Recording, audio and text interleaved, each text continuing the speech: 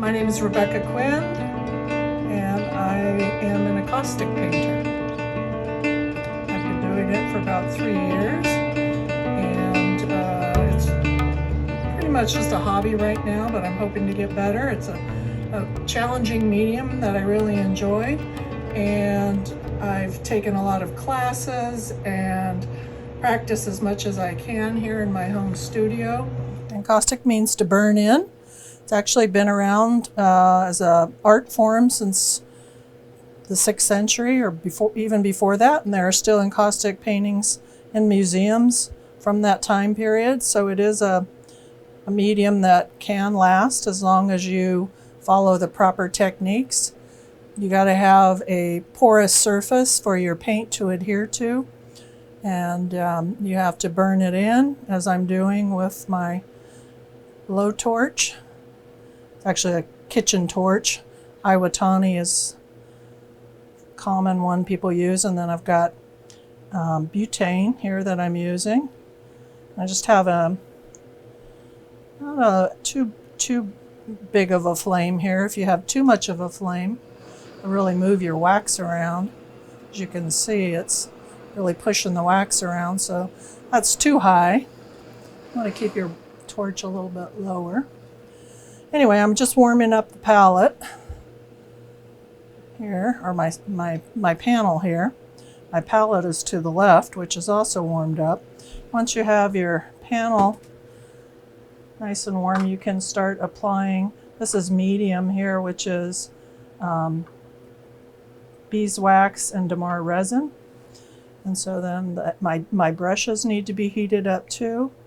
So I'm applying the first layer, and each layer you have to fuse in.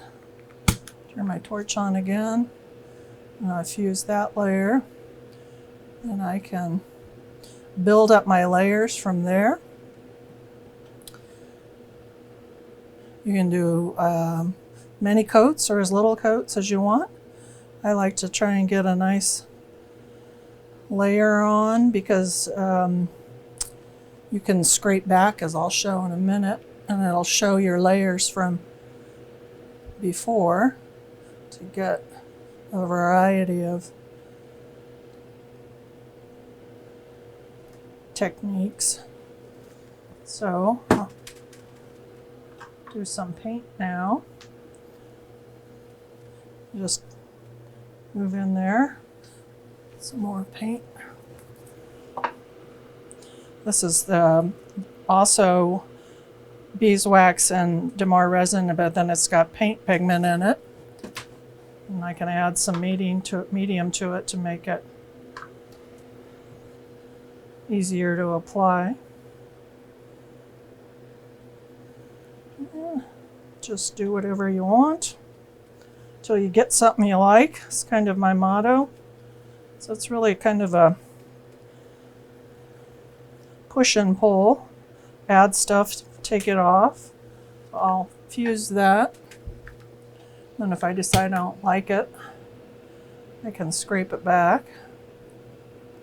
Stop, please keep going. Okay. Wonderful. Okay, great.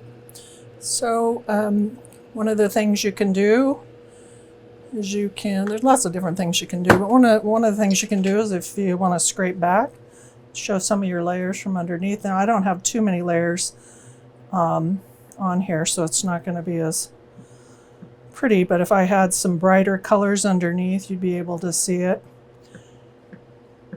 So that's another reason why I do think I have some red in here somewhere. I'll try and show you. There's a little bit you can see.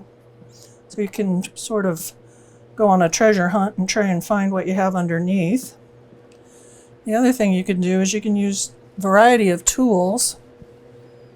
I can save this wax and use it later. There's a variety of tools you can use. Kitchen tools, pottery tools. I think this thing I'm going to use next is actually something to do with bread making. I'm not a bread maker, but I can use it for my painting. I can just go like this, make some marks in the painting, and then I could, if I wanted to, I could, if I was done, I could then add some pigment stick in there, which is a paint, oil paint in stick form. And that I could choose a different color that would look good in the holes. Or if I don't like the holes, I can get rid of them just by fusing some more.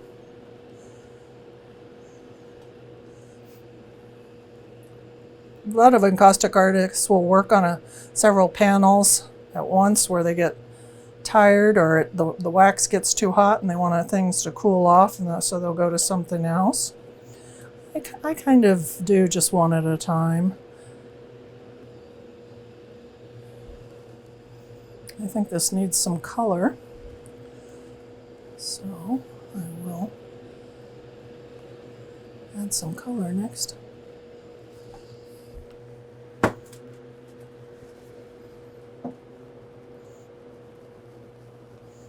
So that's a little bit darker than I want, so I can add some white to it.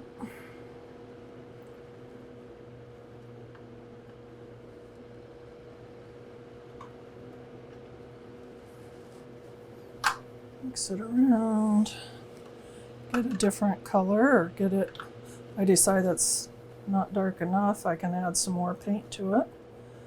Then I can just decide where I want to go in here. Maybe add some more color here.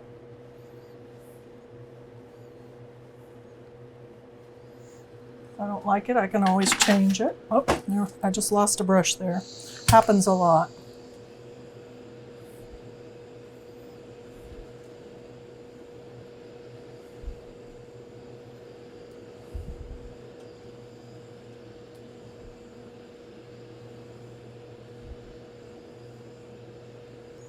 I'm just kind of making a mess here today, but with patience it'll turn into something.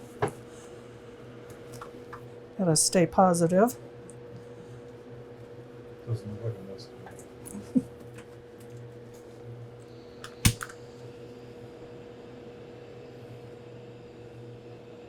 How addictive is it to you? Very. It's very relaxing. I am an attorney by day, and so I have to think so much every day that I feel like when I'm done with my day, my head hurts. And this is such a nice, relaxing hobby for me that I can just come up here and not have to answer any questions and just relax and do whatever I want up here. It's very, very nice.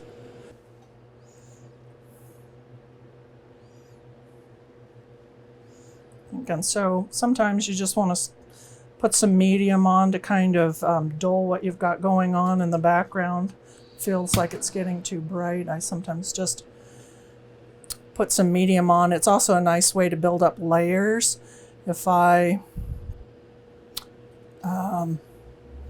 like what's going on in the background, I can add a bunch of layers of medium, and that kind of pushes it back, and then I can do some stuff on top of it. And it gives it a much more layered appearance, which I like. Playing with the translucency and opacity. I do a mixture of things. I've really tried to learn all the different techniques. I've done some flowers, a house. I haven't tried people yet. I do photo encaustic. I've done collage. But yeah, for relaxation purposes, abstract is to me the most. I think I don't have to do. I just sort of. It's more of a flowing process for me. I don't have to plan things out as much. I can be more spontaneous about. Oh, that looks like maybe that's going to be some fish, and maybe that's going to be water, or whatever. I sort of, like I said,